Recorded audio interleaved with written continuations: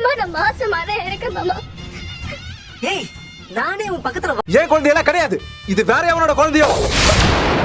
Pandian store நாளோட promo என்ன ஆகுதுன்னு பார்த்தீங்கன்னா வந்து மின்சாரம் சொல்கிறாங்க, இது என்னோட குழந்தைங்கள யாரோட குழந்தைங்க அப்படின்னு சொல்கிற மாதிரி கேட்டுங்கன்னா, இந்த டேரக்டர் வேறு அறிவே கிடையாது. ஏன்டா இது இப்படியாடா கடையை எடுத்துன்னு போவீங்கன்ற மாதிரி இருக்குது. ஏன்னா வந்து இவன் கேட்டால் வந்து பக்கத்துலேயே வரலான்றான்.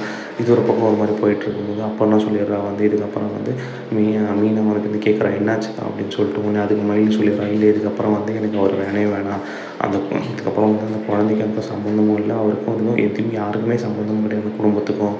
இதுக்கப்புறம் நான் பார்த்துக்கிறேன், எங்கள் அம்மா கிட்ட கூட நான் சொல்லிக்கிறேன், எனக்கு இதுக்கப்புறம் அவர் தேவையே கிடையாது. நானும் வந்து ஒரு வார்த்தை ஒரு வாயிலேருந்து இந்த மாதிரி வார்த்தை வர நான் நினச்சி கூட பார்க்கல.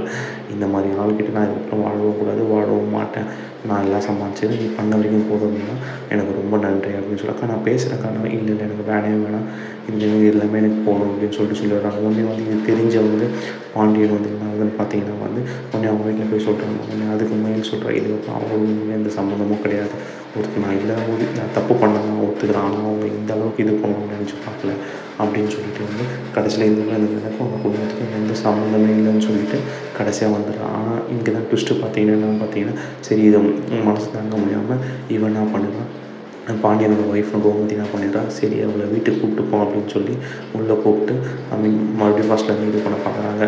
ஸோ அப்படி தான் கொண்டு போவோம்னு நினைக்கிறோம். தேங்க்ஸ் ஃபார் வாட்சிங்.